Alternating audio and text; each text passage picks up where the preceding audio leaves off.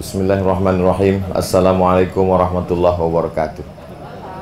Alhamdulillah wassalatu wassalamu ala Rasulillah wa ala alihi wa sahbihi wa man tabi'ahu wa mawalah. Rabbi syrah li sadri wa yassir li amri wa hlul 'uqdatam min lisani yafqahu qawli. Sampai di tempat ini suasananya luar biasa dan tidak hanya sekedar pikiran kita yang berubah, ternyata nama-nama juga banyak berubah. Jadi Mas Rizal Armageddon menjadi, tak boleh saya sebut nama Mas Ipo, tak kita robah, nanti jadi iklan gratis untuk satu produk. Sahibul Bait, Sahibul Hajat, guru kita Al-Mukarram Ustadz Ahmad Ridwan, sahabat-sahabat musyawarah, insya Allah semuanya dimuliakan Allah Subhanahu wa Ta'ala. Amin ya Rabbal Alamin. Ketika Nabi Muhammad SAW hadir di kota Makkah Al-Mukarramah, maka sesungguhnya beliau menyatukan beberapa orang yang berbeda. Ada orang yang tua, bersahaja, penuh dengan hikmah, namanya Abu Bakar Siddiq. Memang dia dari awal dikenal sebagai orang baik, tapi kebaikannya hanya untuk pribadinya saja, diri sendiri saja. Kemudian ada seorang anak muda yang gagah perkasa, juara gulat, bertahan setiap tahun, disegani, ditakuti orang, orangnya keras, bernama Umar bin Khattab. Lalu kemudian ada satu lagi seorang yang entrepreneur kaya raya, namanya Utsman bin Affan. Mereka adalah orang-orang baik, tapi secara individual, bukan baik secara sosial. Lalu datanglah Nabi Muhammad SAW menyatukan orang-orang baik ini. Inilah yang dikenal dengan sebuah komunitas. Maka hari ini musyawarah menyatukan orang-orang baik yang selama ini secara personal pribadi dia memang sudah baik, tapi kemudian kebaikan-kebaikan ini kalau dipertemukan energinya menjadi kuat. Ini pesan pertama yang ingin disampaikan dengan kedatangan Nabi Muhammad SAW. Jadi kalau sampai hari ini ada orang yang berpikir cukup saya sudah sholat, saya sudah bertauhid la ilaha illallah, saya tidak lagi pakai dukun, saya tidak lagi pakai tuyul, saya tidak lagi pakai jimat, saya sudah baik, sudah umroh, tapi hanya pribadi, berarti dia belum lagi sebagai umat Nabi Muhammad SAW. Karena ciri umat Nabi Muhammad adalah berjamaah.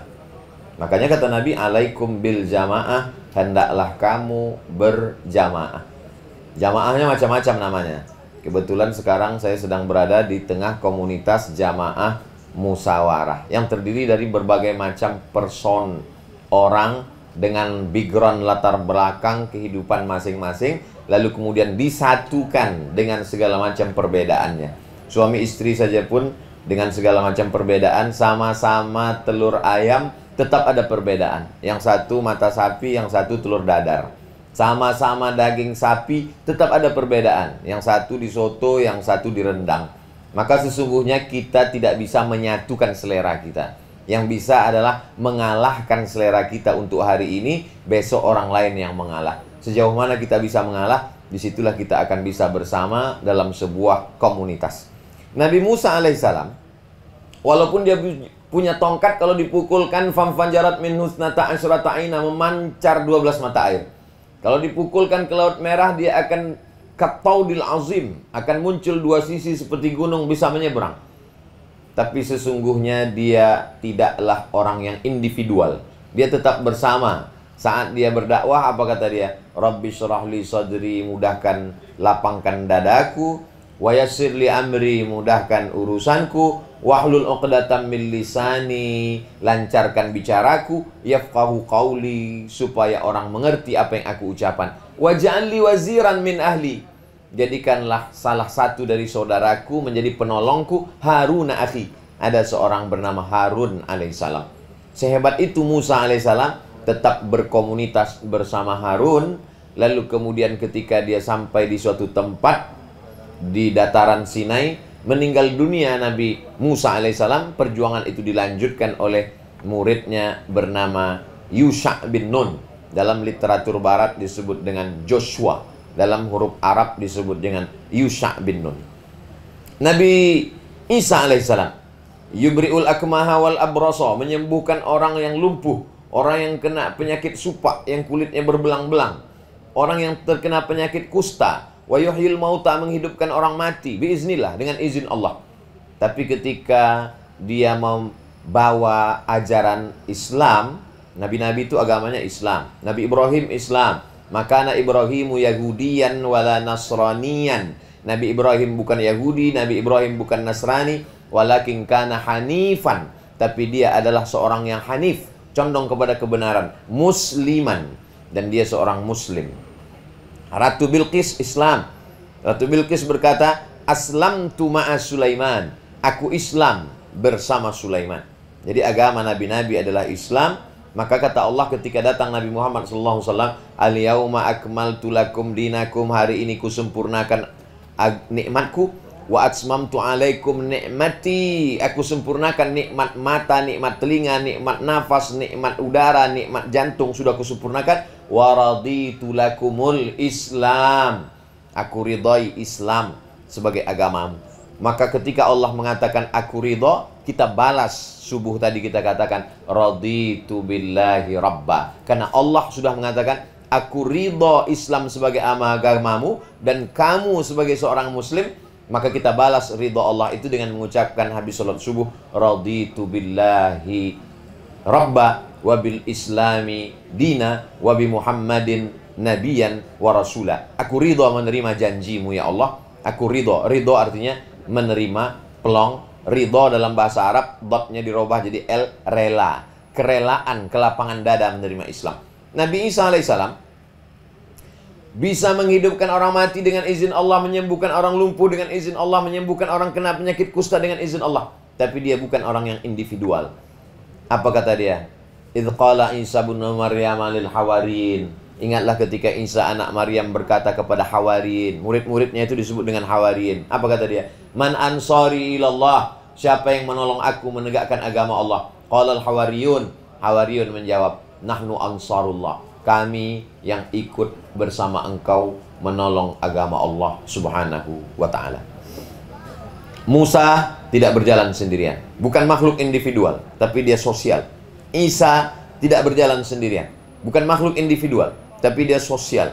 Bagaimana dengan penutup para nabi dan rasul, Nabi Muhammad SAW? Seandainya Nabi tidak ditemani Abu Bakar, Umar, Utsman, Ali, Tolhah, Zubair, Aisyah, Khadijah, Fatimah, selesai masalah. Tapi dia ingin menunjukkan bahwa Nabi makhluk sosial. Maka kata Allah Subhanahu wa taala, as-sabiqunal awwalun, mereka yang dulu masuk Islam, minal muhajirin, dari kalangan muhajirin yang pindah dari kota Makkah ke Madinah, wal ansar, orang Madinah yang menolong Nabi SAW. Mereka itu kata Allah, as-sabiqunal awwalun minal muhajirin wal ansar, ulaika, mereka itu radhiyallahu anhum, diridhai Allah Subhanahu wa taala. Allah ridha kepada mereka karena mereka makhluk yang bersosial. Seandainya tidak bersosial, Nabi tidak akan turun dari Gua Hira. Dia cukup di Gua Hira, Iqra bismi rabbikal ladzi khalaq, khalaqal insana min 'alaq, Iqra wa rabbukal akramul ladzi 'allama bil qalam, 'allamal insana ma lam ya'lam. Salat, zikir, puasa sunat, bertahanus sampai kematian datang. Tapi Nabi tidak demikian. Nabi tetap mengajarkan kita sebagai makhluk sosial. Al-mu'min alladzi yukhalitun nasa wa yasbir ala adahum. Seorang mukmin muslim yang berinteraksi dengan orang banyak dan dia sabar menghadapi tindak tanduk, tingkah laku, pola pikir, perbuatan orang banyak, maka sesungguhnya dia lebih mulia daripada orang yang menyendiri, merasa sudah berbuat baik tapi sendirian. Jadi sebenarnya person-person orang-orang baik ini banyak, tapi masih lagi sendirian sehingga tidak melahirkan kekuatan yang luar biasa. Ada beberapa batang lidi, kalau dia hanya tunggal sendirian, dia tidak bisa buat apa-apa. Tapi kalau lidi-lidi ini diikat menjadi sebuah ikatan, maka dia akan menjadi sapu lidi. Dia akan bisa membuang sampah. Maka inilah filosofi dari kebersamaan. Maka dalam Islam diajarkan wa'tasimu bihablillah, berpegang teguhlah kamu dengan tali Allah. Tali Allah maksudnya Islam. Wala tafarraqu, jangan berpecah belah. La tanaza'u, jangan kamu bertikai berkonflik. Fatabshalu, kalau kamu bertikai berkonflik kelahi, maka kamu akan gagal. Wa tadhhaba rihukum, maka kamu akan kehilangan semangat. maka dengan kebersamaan bangkit semangat. Musyawarah sudah tidak ketemu tatap muka offline selama lebih kurang 2 tahun. Sejak berawal COVID mulai merebak, Maret 2020 sampai 2021, akhir penghujung sekarang, masuk 2022, hampir nyaris 2 tahun lamanya online. Tapi alhamdulillah saya diikut sertakan dalam beberapa program offline. Saya ke Jakarta dalam setahun 4 kali. Pertemuan yang lalu saya diajak membawa beras ke panti tahfiz Quran. Tadi baru saja lagi dibawa untuk menyerahkan beras ke Riyadul Makfufin, tamannya Makfufin, sahabat-sahabat saudara kita yang diambil Allah satu nikmat, tapi sesungguhnya diberikan Allah nikmat yang lain, yaitu dicabut Allah nikmat pandangan mata mereka, tapi diberikan Allah nikmat menjaga hati dan menjaga hafalan Al-Quran.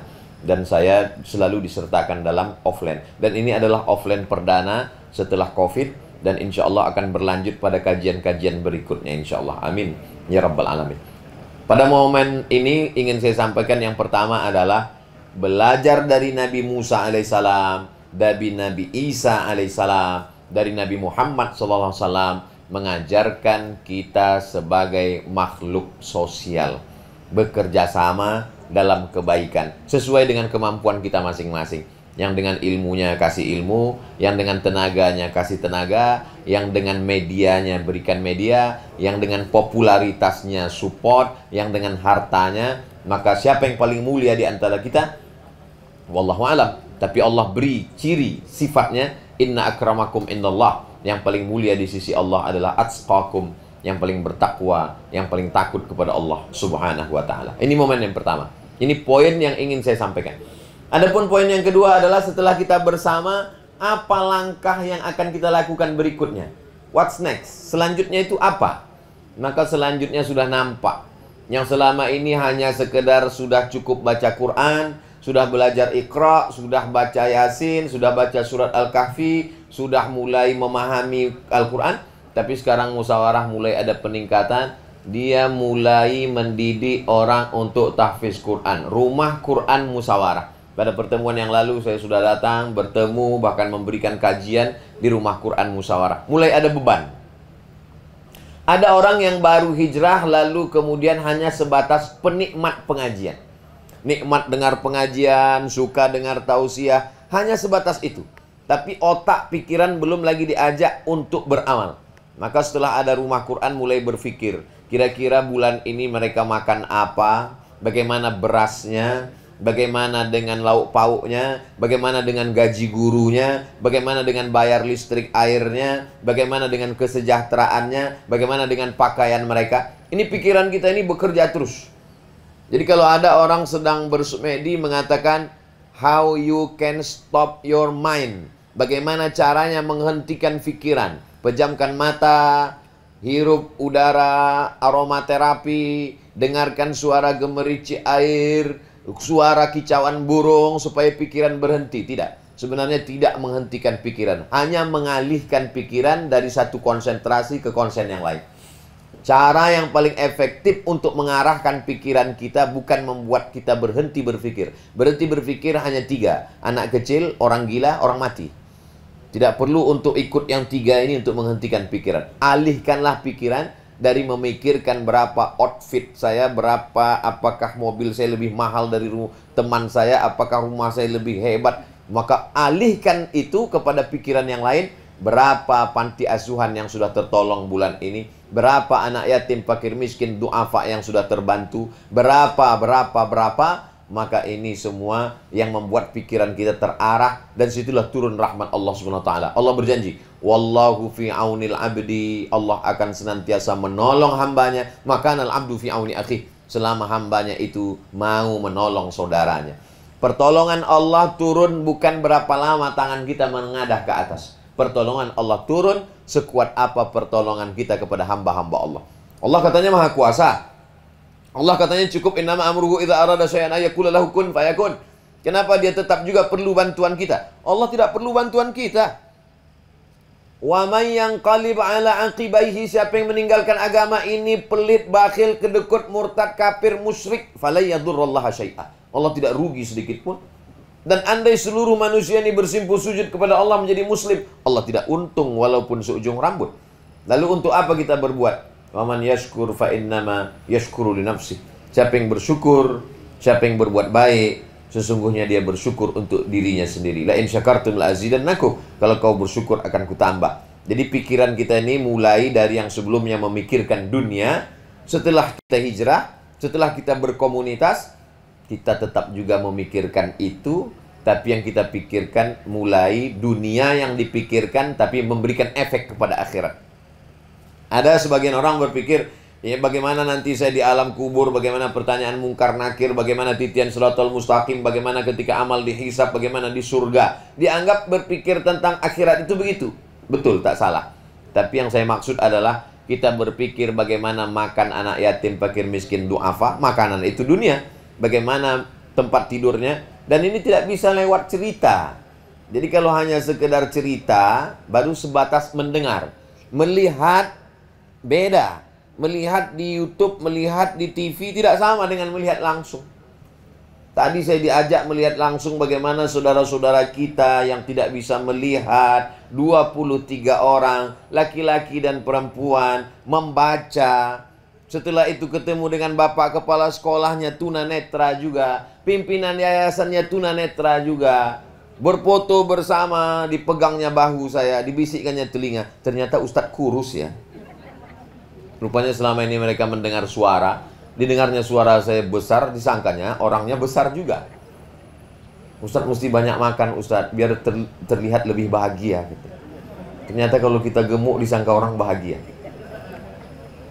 Tadi saya dipertemukan dengan orang-orang yang luar biasa. Sahabat kita, Mas Tengku Wisnu keluar. Beliau tidak berada di dalam. Pas ditanya kenapa di luar, untuk meneteskan air mata supaya tidak direkam video. Mereka tidak melihat, tapi hafalan Qur'annya 9 juz. Kita melihat, ketika anak-anak itu baca Qur'an, jantung saya tidak normal. Apa yang Ustadz khawatirkan? Saya takut dia salah, saya nggak bisa nyambung. Ketahuan hafalan saya nggak lengkap. Mereka tidak melihat, tapi hafalan Qur'annya sempurna. Suaranya Masya Allah, Tabarakallah. Ternyata dibawa jalan-jalan oleh musyawarah untuk merontokkan keegoan, keangkuhan. Bagaimana perasaan Ustadz Somad berada di tengah saudara-saudara kita tadi? Seperti es batu yang dijemur di tengah panas, meleleh, hancur rasanya. Keangkuhan, keegoan, kesombongan, keakuan. Ananiyah, ana, saya, aku. Ketika melihat itu semua, mereka yang dicabut Allah satu nikmat pandangan, mereka masih bisa tersenyum. Mereka masih bisa tertawa, bercanda. Bagaimana dengan kita? Mas Rizal mengajak berdialog, bercerita. Mas Rizal menyebut itu tadi dark joke katanya. Kenapa dark joke? Pak Ade anak nomor berapa? Saya anak nomor yang kesekian, anak paling kecil, maka dipanggil Ade. Anak nomor 6. Adik-beradik, keluarga anak paling kecil. Mungkin karena paling kecil itu saya nggak dapat penglihatan gitu. Dia ketawa, dia tersenyum, tapi kami susah untuk tersenyum. Dia sedang mengatakan bahwa hidup ini dijalani begitu saja, normal-normal saja. Dibawa ke percetakan huruf Braille, ditunjukkan ke saya, ini juz amma Braille. Kita mungkin selama ini hanya melihat, mencoba, oh ternyata alifnya begini, ba-nya begini. Berapa harga mesinnya? Ini mesinnya sudah rusak Ustadz. Kadang-kadang huruf alif dicetaknya jadi lam. Ini perlu. Berapa harga mesin cetaknya? Sekitar 400 sekian juta. Berapa banyak orang-orang yang punya uang lebih, justru uang-uang itu dipergunakan untuk sesuatu yang mubazir, tak dapat. Sementara bagi mereka itu amat sangat bermanfaat. Mesin cetak itu mencetak juz amma, mencetak Al-Quran, mencetak tafsir, mencetak hadis, mencetak buku-buku Islam yang amat sangat bermanfaat. Amal jariah sampai kematian. Jadi nampaknya ada orang-orang yang hatinya tipis. Hatinya tipis, begitu mendengar ceramah sudah meneteskan air mata. Tapi ada orang yang detektor tebal, tertutup dengan debu. Ketika mendengar tidak lagi menyentuh, tapi dia mesti melihat langsung. Jadi saya menyarankan akan datang kalau ada pembagian beras, maka jangan lagi hanya 1, 2, 3 orang. Oke, sekarang karena COVID, karena protokol kesehatan tidak dibenarkan keramaian, kerumunan, tapi di masa akan datang, datanglah. Saya pribadi Abdul Somad, tidak lagi ada orang menasehati saya. Saya mau dengar khutbah Jumat, ternyata malah disuruh khotib Jumat. Mau mendengarkan pengajian Ramadan, malah disuruh kultum Ramadan. Sesuatu yang dapat meluluhkan perasaan, melembutkan hati bagi saya adalah masuk ke dalam hutan belantara, tausiah ke dalam pemukiman kumuh, menjenguk saudara-saudara kita di desa kampung terluar, terasing, terisolir. Terakhir saya masuk ke perkampungan, mesti menyeberang danau dan sungai Siak. Selebih kurang 1 jam baru sampai ke dalam. Ternyata mereka tidak lagi berada di zaman kita, tapi suasananya seperti di kampung tahun 70-an. Karena mereka terkepung di tengah hutan belantara yang ditetapkan oleh UNESCO sebagai cagar hutan biosfer, yaitu tempat perlindungan 700.000 hektar hutan gambut. Dan di sanalah tempatnya. Tiba-tiba saja yang dulu mereka berada di tepi sungai, sungai sebagai lalu lintas zaman saat itu, tempat hilir mudiknya perahu, dan sekarang beralih lalu lintas itu ke jalan raya, sehingga mereka terjebak menjadi sebuah kampung di tengah hutan belantara. Amat sangat tertinggal.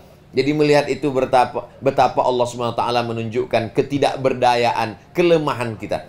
Saya kalau terus-terusan ceramah di tengah komunitas di Jakarta, di Bandung, di Surabaya, tablik akbar, ramai, penuh, merasa, oh sudah berhasil pengajian. Tapi kalau masuk ke dalam hutan, masuk ke panti asuhan, melihat sahabat-sahabat di panti tunanetra, di situ melemahkan, merasakan bahwa kita lemah dan tak ada apa-apanya. Betapa guru-guru di sana bisa mendidik orang yang tidak bisa melihat, bisa baca Quran. Hai Abdul Somad, engkau mendidik orang yang bisa melihat saja belum tentu bisa baca Quran. Mereka dengan segala keterbatasan mereka, fisiknya kurang, tapi dia bisa mendidik orang yang tidak dapat melihat menjadi baca Quran. Betapa menyadari diri, serba kekurangan, dan tidak ada apa-apa. Ini step berikutnya setelah berjamaah. Yang sudah puas dengan hijrahnya, dengan sholatnya, dengan zikirnya, jangan puas, karena belum berjamaah. Yang sudah berjamaah, jangan lagi puas, karena targetnya belum tercapai. Tahun ini berapa pesantren sekitar Jabodetabek yang sudah bisa dibebaskan makanannya? Tahun ini berapa anak yatim du'afa yang sudah tidak lagi perlu bayar uang sekolah? Nah, ini level kedua. Level ketiga adalah berlomba-lomba fastabiqul khairat, dalam kebaikan. Hanya saja mungkin ada yang diucapkan, ada yang diviralkan, ada yang sifatnya tiarap, karena tidak ingin menjadi sasaran tembak. Kullun ya'mal ala syakilati. Semua berbuat dengan kemampuannya masing-masing. Siapa yang paling mulia di antara kita? Yang paling ikhlas. Dan yang tahu keikhlasan itu hanya Allah SWT. Malaikat pun tidak tahu siapa di antara kita yang ikhlas. Dalam kitab Ar-Risalah Al-Qushairiyah, malaikat itu kan dalam hadis dikatakan kalau ada orang berniat baik, catat 1. Tidak jadi dia lakukan kebaikan, tinggal 1. Kalau dia lakukan terus kebaikan, jadi 2. Kalau tidak jadi dia lakukan kejahatan, catat 1. Karena dia berhasil tidak melakukan perbuatan jahat. Biasanya kalau host berdiri, waktu sudah habis. Betul? Betul, Guru. Masya Allah. Biar beri kesempatan buat sahabat soleh dan soleh untuk bertanya. Karena sebentar lagi juga akan kita azan untuk zuhur, Guru. Nah, masuk zuhur. Saya simpulkan yang tadi. Yang pertama, jangan jadi makhluk individual. Segeralah bersosial, tapi bukan menjadi sosialita. Sosialita syariah, oke, tak masalah. Sosialita halal. Setelah itu kemudian ukur diri dengan amal-amalan apa. Lalu kemudian setelah itu, siapa yang paling ikhlas, itulah yang paling mulia. Kira-kira itu kesimpulannya.